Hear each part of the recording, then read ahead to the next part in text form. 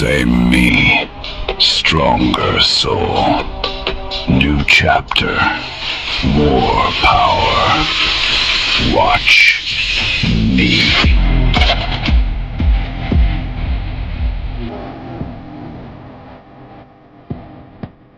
I'm back. Proddatur పట్టణంలో ప్రజల ఆరోగ్యం ఇప్పుడు ప్రమాదంలో ఉందా? కొంతమంది ఆర్ఎంపీలు కాసుల కక్కుర్తితో ప్రజల ప్రాణాలతో చెలగాటం ఆడుతున్నారనే తీవ్రమైన ఆరోపణలు వినిపిస్తున్నాయి. నిబంధనల ప్రకారం ఆర్ఎంపీలు పరిమిత సేవలు మాత్రమే అందించాలి.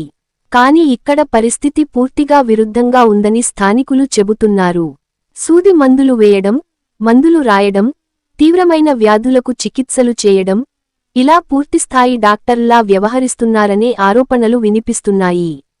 ఇదొక్కటే కాదు, నేనే ఆర్ఎంపీల ప్రెసిడెంట్ అని చెప్పుకుంటున్న ఒక వ్యక్తి పేరుతో కొత్త వివాదం చెలరేగింది. ఆ వ్యక్తి ప్రొద్దుటూరు మరియు పరిసర ప్రాంతాల్లో ఉన్న ఆర్ఎంపీల వద్ద నుంచి డబ్బులు వసూలు చేస్తున్నాడని ఆరోపణలు వెల్లువెత్తుతున్నాయి.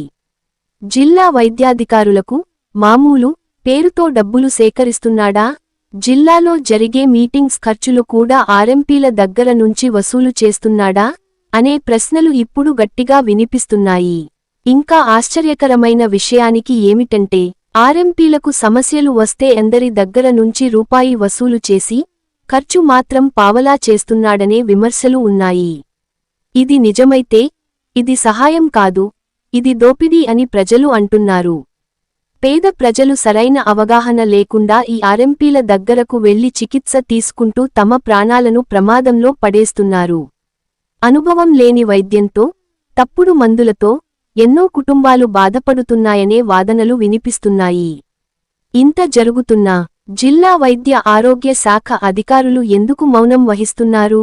ఇది వారికి తెలియదా, లేక తెలిసినా చూడనట్టుగా ఉన్నారా? ప్రజల ఆరోగ్యంతో చెలగాటం ఆడుతున్న ఈ వ్యవహారంపై తక్షణం విచారణ జరిపి నిజాలు బయటపెట్టి బాధ్యులపై కఠిన చర్యలు తీసుకోవాలని ప్రజలు డిమాండ్ చేస్తున్నారు. ప్రొద్దుటూరు ప్రజల ప్రాణాలు ముఖ్యమా, లేక కొంతమంది కాసుల కక్కుర్తి ముఖ్యమా? ఇప్పుడు నిర్ణయం తీసుకోవాల్సింది అధికారులే.